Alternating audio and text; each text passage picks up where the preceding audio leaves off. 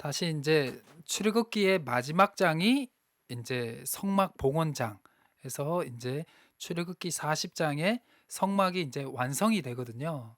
성막이 완성이 됩니다. 그래서 이제 성막에서 그러면 뭐 하지라고 하면서 이제 출애굽기 이제 레위기가 이제 시작이 되는 것입니다. 그래서 성막의 모양 대부분 아시죠? 네, 대부분 아실 겁니다. 자, 그래서 이제 앞에 있고 여기 이제 번제단이 있고 그다음에 여기 성소가 있고 여기 안에 이제 지성소에 이제 거기 법궤가 들어가죠. 법궤가 들어가고 여기 이제 지성소 이제 성소 안에는 뭐 금촛대, 분향당, 뭐 진설병 그리고 이 이제 요 안에 들어가기 전에 이제 물두멍이 있고요. 예, 물두멍이 있고요. 그래서 번제단 있고 여기 해번단 있고 이렇게 보시면 됩니다. 이런 모양입니다. 근데 왜 이런 모양일까요? 이거를 이제 텐트거든요. 텐트. 영어로 보면 텐트라고도 나와요. 이게 이 성막이 왜 이런 형식으로 만들어졌냐면 이게 엄청 중요한 겁니다. 이스라엘 백성들이 가나안 땅으로 가야 되잖아요. 그래서 움직일 수 있는 성전을 만든 겁니다. 움직일 수 있는 성전. 붙박이로 있으면 안 되니까. 그런데 이스라엘 백성들이 가나안 땅에 이제 정착했을 때는 붙박이 성전이 필요했죠. 그것이 어디죠? 예루살렘에 있는 하나님의 성전이었죠. 하나님의 성전이었죠. 그리고 그 성전이 이제 580 기원전 576년입니까? 7년에 이제 그 느부갓네살 왕에 의해서 이제 바벨론에 의해서 이제 그것이 파괴가 되죠. 그러면서 이제 이스라엘 백성들이 많이 이제 흩어지게 되는데 그러면서 이제 이 성전을 대체하기 위해서 만든 것이 이제 구약 성경이죠. 구약 성경. 그전에는 이제 성경이 이제 성전에밖에 없었는데 이제 바벨론 포로기 시대 때 이 성전을 이제 기록을 해서 좀 더 더 늘려가게 되죠. 그래서 그 성전을 그 하나님의 말씀을 들을 수 있는 곳이 이제 회막이 되었죠. 회막. 그래서 이제 이렇게 발전이 되는 겁니다. 성막에서 이제 예루살렘 성전에서 이제 하나님의 말씀으로 이제 이렇게 발전이 되는 겁니다. 그래서 회막에 가면 이제 하나님의 말씀을 들을 수 있었죠. 그래서 이제 경건한 유대인들은 안식일마다 회막에 가서 하나님의 말씀을 들었죠. 하나님 말씀 들었죠.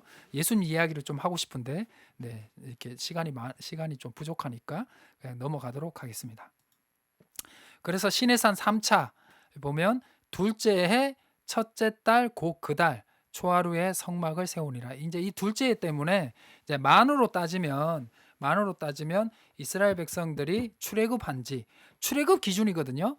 출애굽 기준의 둘째 해입니다. 그러니까 이제 1년이 된 거죠. 1년이 이제 된 거죠. 그래서 곧 그 달 초하루 그러니까 1월 1일 첫 이제 그러니까 이제 출애굽한 지 그다음 이제 첫째 날이죠. 첫째 날 1년 된 날에 성막을 세우니라라고 나오게 되죠. 그래서 성막이 완성이 됩니다. 40장 17절이 나옵니다. 자, 그래서 이제 출애굽기가 마치게 됩니다. 그러면서 이제 이제 성막을 이제 지었으니까 이제 거기서 이제 레위기가 나옵니다. 여기서 우리 레위기 1장 1절을 펴 보시겠습니다. 먼저 요거부터 하고 레위기 일단 성경 피세요. 피시고 자, 이제 레위기는 또 우리 계속했죠. 두 가지 제사 이야기와 성결 법전 이야기를 이제 합니다. 1장부터 16장, 17장부터 27장. 그래서 16장에 제가 뭐 나온다 그랬죠? 예, 대속죄일이 나온다 그랬죠. 대제사장이 1년에 한 번 이스라엘의 전체의 죄를 이제 짊어지고 가는. 자, 그래서 여기서 중요합니다. 자, 레위기 1장 1절을 한번 펴보세요. 레위기 1장 1절. 이거는 제가 기록 안 했어요. 자, 기록 안 했는 것 같은데요. 기록했어. 기록했어. 왜냐면 제가 너무 많아가지고 기억이 안 납니다. 자, 레위기 1장 1절을 보겠습니다. 여호와께서 회막에서 모세를 부르시고 그에게 말씀하셨대요. 네. 자, 중요합니다. 하나님이 모세를 레위기 1장 1절부터는 어디서 불렀다고요? 회막입니다. 회막. 그런데 우리 출애굽기 19장부터 40장에 자, 시내산 1차 출애굽기 19장부터 23장까지 1차 때는 하나님이 십계명과 율법을 주셨죠. 자, 시내산 2차 등정 때 24장부터 33장까지는 뭐 주셨죠? 자, 이제 이스라엘 백성들과 계약을 맺고 이스라엘 백성들과 함께하기 위해서 성막을 이제 지으라고 명령을 하고 그 설계도를 주시죠. 설계도 주시고 그다음 실질적으로 이제 십계명 두 돌판 또 하나님이 직접 새겨 주셨는데 이제 32장에서 이제 시내산에서 내려오니까 이제 금송아지로 막 놀고 있는 거예요. 뛰놀고 있는 거예요. 이제 상당히 안 좋은 거 하고 있었죠. 이방의 어떤 예식을 했을 가망성이 많습니다. 그것도 오늘 할 수 있으면 하겠습니다. 자, 그랬더니 이제 이제 모세가 화가 나가지고 십계명 두 돌판으로 금송아지를 깨부셔 버리죠. 깨부셔 버리죠. 그래서 이제 그 이스라엘 백성들과 하나님과 맺었던 24장에서의 계약이 파기가 되고 34장부에 다시 재계약을 맺어서 이제 34장 이후로부터 40장까지 이제 실질적으로 만드는 이야기가 나오죠. 만드는 이야기가 나옵니다. 그래서 이제 요거에게 제가 계속 얘기하는 게 뭐냐면 하나님이 모세를 1차, 2차, 3차를 어디서 불렸냐는 거죠. 출애굽기 때는 어디서?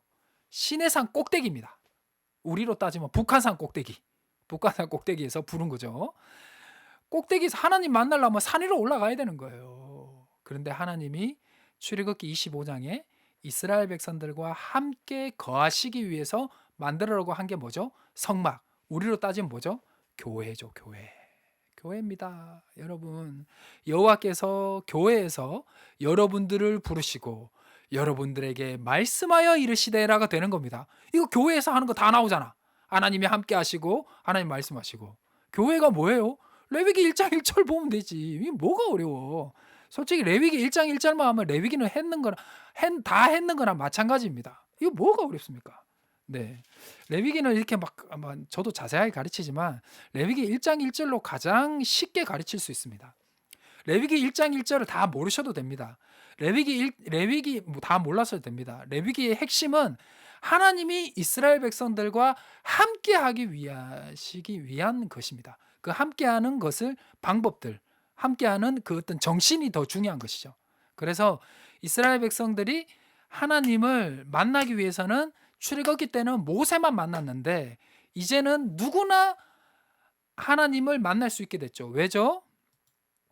이스라엘 하나님 부르신 장소 회막이죠. 왜? 회막이 어디에 배치되어 있느냐? 백성 가운데 배치되어 있는 거죠. 그다음 그림을 보여드릴게요.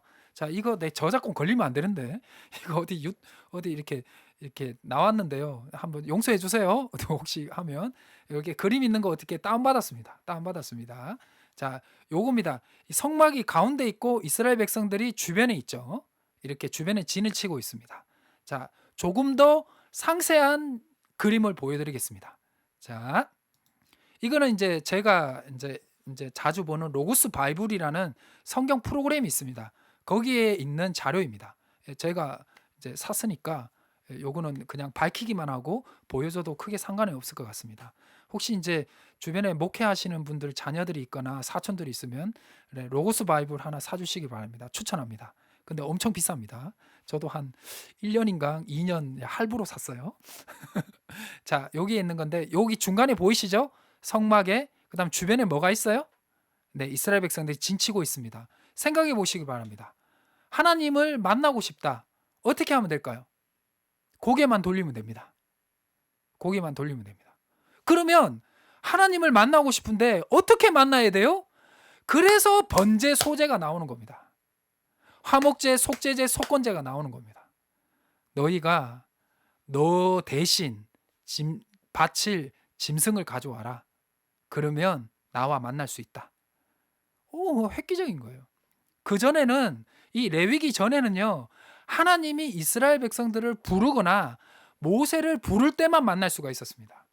자기들이 스스로 하나님을 만날 수가 없었습니다. 부를 수도 없었고 하나님 어디 있는 줄 알아야지.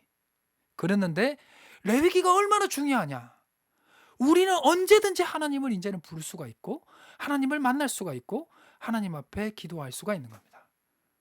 이 성막을 우리 희성교회로 바꿔보시기 바랍니다. 얼마나 하나님의 위대한 은혜이십니까? 우리는 너무 하나님을 너무나 쉽게 만날 수 있다고 생각하지만 그렇지 않습니다. 원래는 하나님은 정말 만나기 힘드신 분이십니다. 그러나 이 성막을 통해서 여러분들이 교회의 존재의 이유를 아시길 바랍니다. 하나님이 우리를 만나시기 위해, 우리의 기도를 들으시기 위해, 우리의 두 눈에 흐르는 눈물을 닦아주시기 위해, 친히 우리의 인생 가운데 함께 하시기 위해 주신 것이 성막이요, 성전이요, 회막이요, 하나님의 말씀이요. 그다음 뭐죠? 우리의 교회라는 것입니다. 네, 조금 은혜가 됐으면 좋겠네요. 네, 눈물 흘려야 되나? 네. 그래서 조금 더 여기 다 영어로 되어 있는데요. 자, 그다음 제가 요거는 제가 이거 직접 만들었기 때문에 저작권 없습니다. 자, 요렇게 됩니다. 유다, 이사갈, 스불론이 동쪽에 배치가 됩니다. 그다음 이제 갓, 시므온, 루벤 자손들이 여기가 남쪽입니까? 여기 남쪽. 그다음 단, 아셀이 북쪽인지 모르겠는데. 자, 그다음 베냐민, 므낫세, 에브라임이 이제 서쪽. 이게 다 자기를 레아의 후손들, 라헬의 후손들, 뭐 조금 틀린 사람은 한두 명 있지만 약간 그 개념입니다. 그 개념이 약간 비슷합니다. 자, 그다음 아론의 후손들이 법궤를 담당을 하고요. 법궤 이건 이제 옮길 때 담당을 하고, 그다음 나머지 아론의 후손이었던 게르선, 고한, 무라리가 각각의 이제 그거 합니다. 요거는 이제 민수기 1장부터 10장에 있는 내용을 제가 정리를 한 겁니다. 정리를 한 거니까 그거는 민수기 할 때 하고요. 중요한 것은 이스라엘 백성들이 이제 광야에 정착을 할 때 성막이 어디에 위치를 하느냐가 중요합니다. 정중간입니다. 정중간에 성막이 위치를 합니다. 그래서 유럽의 교회들을 보면 산 꼭대기 언덕 위에 있거나 아니면 제가 알기로는 십자가보다 더 높으면 안 돼요. 건물이. 제가 알기로는 그래요. 로마가 그럴 거예요, 아마. 바티칸 성전에 있는 십자가보다 건물이 높으면 안 돼요. 왠 줄 아세요? 자기들이 일을 하다가 힘들면 고개만 돌리면 되거든요. 가장 높은 곳에 있는 그 십자가를 보면서 하나님이 나와 함께 하시지라고 위로를 받을 수 있는 거예요. 그래서 이게 로컬 이 지역 교회가 상당히 어떤 중요한 부분이 좀 있습니다. 네. 우리가 이제 눈만 돌려도 하나님을 만날 수 있는 그곳. 힘들 때 교회를 찾아갈 수 있는 거. 이게 어떤 교회의 기능인데 참 이제 우리가 다 이사도 하고 멀리도 가다 보니까 차 때문에 이제 그런 것도 있는데 요거는 뭐 각자 개인 판단을 하시고요. 자, 성막의 기능이 무엇인지를 그렇게 아시면 레위기는 거의 끝났다고 보시면 됩니다. 그러면 하나님 어떻게 만나요? 이제 그걸 가르쳐 주겠다는 겁니다. 그거를. 네. 그거를 가르쳐 주는 게 이제 번제, 소제 뭐 이렇게 되는 겁니다. 자, 어렵지 않으시죠? 쉬워요 하고도 이렇게 댓글 달아주시면 좋을 것 같은데. 제가 이걸 하기 위해서 얼마나 많은 책을 읽었겠습니까? 네. 저도 흑역사가 많습니다.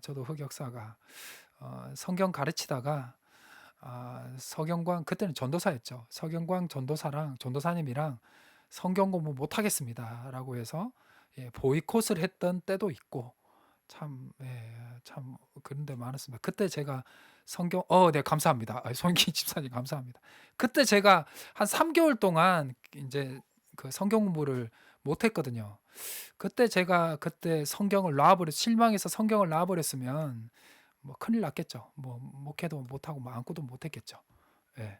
근데 그때 제가 와신 상담을 하면서 네, 성경을 더 읽고 어떻게 하면 더 쉽게 성도들한테 전해줄 수 있을까 그때 조금 노력을 더 했던 것 같아요. 그래서 저도 뭐 이렇게 그렇게 똑똑하지가 않기 때문에 제가 이해되면 여러분들이 이해될 수 있겠다라는 그런 개념이 있습니다. 네, 그래서 이 정도면 저는 그렇게 어렵지 않다고 생각이 듭니다. 자, 이제 레위기 1장부터 16장 이야기 잠깐 하겠습니다. 오늘은 레위기만 어느 정도 해도 조금 될 것 같습니다. 자, 제사의 방법과 내용이 나옵니다. 1장부터 16장에. 그다음 아론의 제사장의 위임식이 나옵니다. 왜? 원래 하나님을 만나는 거를 누가 했죠? 모세가 했거든요. 그래서 레위기 1장 1절도 하나님 모세를 부르시잖아요. 근데 이제 아론의 위임식이 8장에서 레위기 8장과 9장이 나오거든요. 그 이후에는 이제 제사는 아론과 아론의 후손들이 합니다. 네, 그리고 레위기 이제 10장부터 해서 16장까지 제사장들이 할 일이 뭐냐라는 부분에 대해서 나옵니다. 그래서 제사 이야기는 하나님을 만날 때 어떻게 하냐라는 제사의 방법과 내용. 하나님이 우리 가운데 계신데 어떻게 하면 하나님을 만날 수 있어요? 번제와 소제의 그 예배의 형식과 화목제와 속죄제와 속건제의 예배 형식으로 너희는 언제든지 나를 만날 수 있다. 왜? 내가 너희 가운데 있으니까. 예? 그리고 그러면 그것을 인도하고 그거를 이렇게 계속 그러니까 집전해 준 사람이 누구냐? 아론이라는 거야. 아론의 후손만 그것을 할 수 있다. 왜냐하면 그때는 이게 마음이 있는 사람이 이렇게 하면 안 돼요. 그러니까 한 족속으로 그거를 계속 전통을 유지해야 되기 때문에 한 족속을 찝은 것입니다. 예, 그래서 이제 아론의 후손. 그러면 아론의 후손은 무슨 일을 해야 되는데 이 성막에서? 그래서 이제 그게 또 제사장의 일들이 나오는 겁니다. 네, 할렐루야. 예, 오이자 집사님 감사합니다. 자, 자, 자, 그렇게 되는 겁니다. 자, 그다음 좀 자세하게 나오겠습니다. 자, 제사 방법과 내용에 대해서 좀 구체적으로 하겠습니다. 자, 번제와 소제와 화목제, 속제제, 속건제는 다른 개념입니다. 다른 개념으로 보십시오. 이거를 이제 5가지 제사라고 설명하는 책도 있습니다. 책도 있습니다. 근데 제가 봤을 땐 그건 어렵습니다. 어렵습니다. 이렇게 많은 학자들이 조금씩 달라요. 그런데 그 수많은 학자들의 학설 중에 이게 성도님들 입장에서 제일 쉽다라고 해서 제가 그거를 선택을 한 겁니다. 자, 뭐냐? 제물의 종류에 따라 예배의 형식이 달라지는 거예요. 예배. 그러니까 이런 거죠. 그러니까 짐승을 드릴 때는 번제입니다. 번제 형식으로 해라. 그리고 내가 예물 하나님 만날 때 예물을 곡식을 드릴 때는 소제 형식으로 해라. 그리고 내가 하나님께 감사의 어떤 제사를 드리고 싶다면 화목제의 예배 형식으로 하고, 그다음 내가 죄를 회개하고 싶다는 속죄제, 그리고 내가 물건을 훔쳤거나 특히 이 속건제는 이 이스라엘의 민족에게만 나오는 어떤 독특한 형식 중에 하나인데 성막을 지키기 위해서 이런 것 같아요. 성막을 훼손하거나 그럴 때는 속건제를 드리고 또 남의 물건을 훔칠 때도 속건제를 드리는데 속죄제와 속건제는 거의 비슷한 개념인데 후대를 가면 속건제가 속죄제에 속해져 버립니다. 이 또 속건제가 나오는 것 중에 하나가 사무엘상 5장에서 6장이 나옵니다. 이게 뭐냐면 이제 블레셋인들이 법궤를 잘못 다루어 가지고 그들이 속건제를 드리죠. 예, 법궤를 잘못 다뤘잖아요. 그래서 속건제가 나옵니다. 뒤에서 더 자세히 설명드리겠습니다. 그래서 예배의 방법과 내용은 제물의 종류에 따라서 번제와 소제로 분류가 되고요. 제사의 내용에 따라 화목제, 속죄제, 속건제로 나옵니다. 그러면 이렇게 할 수 있죠.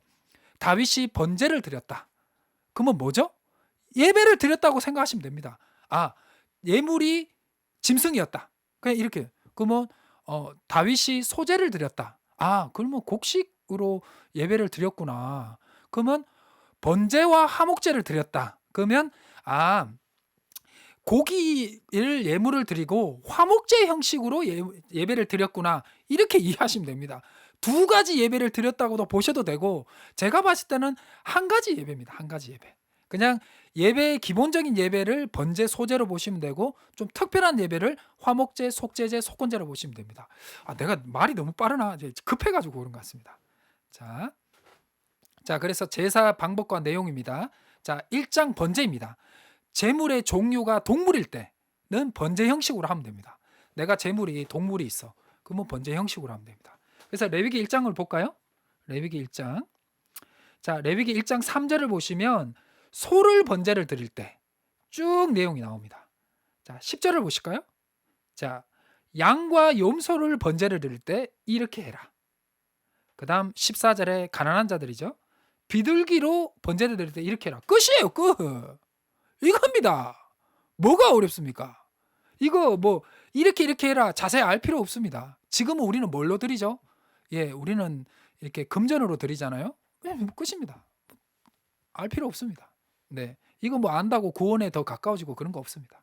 네, 이 정도만 아시면 됩니다. 자세하게 해드릴 수 있습니다. 해드리겠습니다. 해드리겠습니다. 오늘은 이렇게까지 하면 됩니다. 1장은 동물로 예물을 제사를 드릴 때는 번제 형식, 오케이? 그리고 2장은 곡식입니다. 곡물이죠, 곡물. 제가 봤을 때 이 당시 때 동물보다 곡식이 더 비쌌을 것입니다. 제가 역사책을 봤을 때 무기를 살 때 곡식으로 무기를 샀다고 제가 기록을 본 적이 있거든요. 곡식이 상당히 귀했습니다. 왜냐하면 동물보다 곡식은 더 보관이 편했기 때문에 더 오래도 되고 그다음 또 포만감도 있고 건강도 좋고 뭐 했습니다. 그래서 이제 소재는 제물의 종류가 곡식일 때는 소재 형식이다. 이렇게 보시면 됩니다. 그래서 이제 뭐죠? 우리는 전 같은 것도 되는 거예요. 전, 떡 이런 거 다 되는 거예요. 그래서 그런 게 다 나옵니다. 다 나옵니다. 그래서 뭐 꿀 발라라 꿀 바르지 마라 그런 게 막 다 나오는 겁니다. 자, 그다음 시간이 많이 지났네요. 큰일 났네. 오늘 레위기 해야 되는데. 다음 주는 복습 안 할게요. 다음 주는 복습 안 하고 그냥 할게요. 자, 그다음 3장과 6장 화목제 형식은 뭐냐? 감사와 소원 예배를 드릴 때 우리로 따지면 뭐죠? 감사 예물 드리고 싶을 때. 그리고 내가 하나님께 받은 은혜가 많아서 내가 이런 거 좀 해보고 싶은데 좀 도와달라고 할 때, 그럴 때는 화목 제물로 드립니다. 그래서 재밌는 것은 뭐냐면 화목 제물을 드릴 때는 그러니까 예물을 이거는 이제 짐승으로 드리는데요. 짐승으로 드리는데 이때는 짐승의 기름 부분만 태웁니다. 번제에다가. 그러면 뭐가 남죠? 고기가 남죠? 그래서 이 고기를 어떻게 해야 되냐? 하루나 3일 안에 그걸 다 해치워야 됩니다. 그러면 혹시 화목제로 소를 드렸다. 그럼 소 하루 만에 다 먹을 수 있어요? 못 먹죠. 그럼 어떻게 해야 되죠? 남들 나눠줘야 되죠. 그래서 화목제의 또 하나의 기능은 뭐냐? 하나님에게도 기쁨을 드리는 이제 제사이지만 주변 사람들과도 화목하게 되는 것이 화목제라고 보면 되겠습니다. 네. 그래서 의외로 성경에는 화목제가 많이 나옵니다. 화목제. 자, 우리 뒤에도 우리 하겠지만 다윗이 이제 자기 예루살렘에 성전을 지어서 법궤를 가져올 때도 번제와 화목제와 소제가 이렇게 나올 겁니다. 뒤에. 네, 그렇게 나옵니다. 자, 그다음 속죄제는 회개 예배. 다음 주에 요거 좀 다시 약간 해드린 게 나을 것 같아요. 그다음 5장과 6장 이제 속건제는 과실에 대한 보상의 예배라고 보시면 됩니다. 자, 그래서 요것만 하고 마치도록 하겠습니다. 아유, 많이 해드리고 싶은데 너무 시간이 빨리 가네요. 네. 자, 사무엘하 6장 17절에서 19절. 혹시 제가 준 유인물을 받아가신 분들은 그 7장으로 되어 있는데 6장으로 고치세요. 자, 다윗이 번제와 화목제를 여호와 앞에 드린다. 그러면 번제는 드렸으니까 예물을 뭘로 드렸다? 짐승으로 드렸다. 그럼 예배의 목적이 뭐죠? 화목제니까 감사 예배를 드렸다. 왜? 사무엘하 6장이 예루살렘으로 이제 자기가 고대하던 법궤가 들어왔기 때문에, 법궤는 뭘 상징하죠? 하나님이 임재하는 상징이기 때문에 이제 명실상부한 예루살렘이 다윗의 성이 아니라 하나님의 도성이 된 것이죠. 그래서 예물 후에 제물의 고기를 나눠 먹습니다. 그래서 이것도 축제도 나와요. 자, 나옵니다. 축제하는 요게 16장 17절에서 19절 보시면 이렇게 고기를 이제 먹을 것을 나눴다고도 나옵니다. 그래서 요렇게 보면 됩니다. 번제와 화목제. 그럼 예배 드렸는데 화목제 예배를 드렸네. 화목제 예배 드렸으니까 잔치했겠네. 와, 좋겠다. 이렇게 보면 돼요. 이렇게 보면 돼요. 그다음이 중요합니다. 재밌습니다. 열왕기상 3장 15절에 보면 솔로몬이 깨어봄이 꿈이더라. 이에 예루살렘에 이르러 여호와의 언약궤 앞에 서서 범죄와 감사의 제물 드렸으니까 뭐죠? 화목제죠. 화목제를 드리고 모든 신하들을 위해서 뭐 했죠? 잔치했죠. 화목제가 안 드리고 속죄제를 드렸으면 잔치 못 하죠. 예, 왜냐면 속죄제는 고기가 안 남거든요. 네, 우리 속죄제 뭐 그거는 저기는 주지만 제사장에게 먹을 거는 주지만 주나 안 주나 그것도 기억이 안 나네요. 그런데 이제 감사제물 화목제를 드렸으니까 잔치를 하게 되죠. 그런데 중요한 것이 있습니다. 재밌는 게 열왕기상 3장 16절부터 나오는 내용이 뭘까요? 이 내용은 그거죠. 솔로몬이 이제 1,000번째 드린 거죠. 자기가 이제 지혜와 지식이 이제 부족하니까 그 재판할 수 있는, 그러니까 나라를 잘 다스릴 수 있는 하나님께 지혜를 구했더니 하나님이 그것을 이루어주고 네가 금은 보화를 안 구하고 이 하나님의 백성들을 잘 다스리기 위한 지혜와 지식을 구했으니까 너에게 부귀영화도 주겠다라고 해서 그걸 환상 중에 보고 깬 다음에 이제 솔로몬이 기브온에서 이제 기브온 맞나? 예, 기브온에서 이제 예루살렘으로 다시 돌아와서 하나님의 언약궤니까 어디죠? 성전 앞에서 예배를 드린 거죠. 그리고 잔치를 한 거죠. 왜? 이 하나님의 메시지를 믿었는 거죠. 그래서 잔치를 했는데 이 잔치 중에 누가 오게 되냐면 그거 아시죠? 두 명의 창기 여인. 누가 진짜 아들인지 모르잖아요. 아버지도 누군지 모르는데 창기니까. 그래서 이게 누구 아들인지 밝히는 내용이 나오죠. 그런데 이거를 솔로몬이 어떻게 하죠? 네, 정확하게 누구의 아들인지 밝혀내죠. 밝혀냅니다. 그래서 이 기도가 이루어졌다는 걸 알게 되는데 이게 상당히 어떤 내용이냐면 잔치하고 있는 가운데 두 창기가 들어옵니다. 그러면 아무것도 없어요. 아무것도 없어. 몰라. 그리고 또 창기야. 아버지도 누군지도 몰라. 그 가운데 이거를 아버지를 맞춘 것은 하나님께서 솔로몬에게 지혜를 주셨다는 의미가 되는 거죠. 그래서 이게 극적이게 알 수 있는 게 뭐냐면 번제와 감사의 제물이라는 레위기의 말씀을 알 때 더 극적이 되는 거죠. 잔치 막 하고 놀고 있는데 막 맛있게 고기 먹고 있는데 두 창기가 갑자기 띠용 와 가지고 "우와! 우리 아들이 누군지 몰라요." 그러니까 완전 멘붕인 거죠, 멘붕. 그런데 솔로몬이 그거를 딱 맞추죠. 그래서 그 열왕기상 이제 끝내 드려야 되는데 열왕기상 3장 28절이 3장 마지막 절인데요. 여기 보면 이스라엘 백성들이 솔로몬의 왕의 판결함 속에서 하나님의 지혜를 보았다라고 하면서 이제 마무리가 되고 이제 이 이후에 솔로몬이 이제 백성들이 자기가 하나님의 왕이라는 거, 하나님이 선택한 왕이라는 것을 이제 알게 된 이후로부터 이제 성전을 짓게 되는 걸 하죠. 그것도 이후에 차차 하겠습니다. 여기서 끝내야 될 것 같습니다. 할 얘기는 많은데 여기서 끝내죠 뭐. 네. 예. 우리 김재한 집사님 손님이 오셔서 간답니다. 자, 우리 오늘은 레위기 죄송합니다. 오늘 시간이 부족해서 여기까지 하도록 하고요. 하도록 하고 다음 주에 레위기 성결법전 쪽으로 좀 하도록 하겠습니다. 여기 뒤에 조금 레위기 뒤에 조금 더 하고 네, 성결법전을 하도록 하겠습니다. 아니면 레위기부터 다시 이제 하도록 이렇게 하도록 하겠습니다. 시간은 많으니까요. 우리 천천히 뭐 확실하게 합시다. 확실하게 하시면 될 것 같습니다. 그런데 이제 이 강좌가 다 끝났을 때 모세 오경의 정도는 깨달을 수 있고 중간중간에 역사서를 어떻게 해석하는지는 팁도 잠깐 드리도록 하겠습니다. 오늘은 여기서 마무리를 하도록 하겠습니다. 감사합니다. 네, 여기서 마무리하도록 하겠습니다.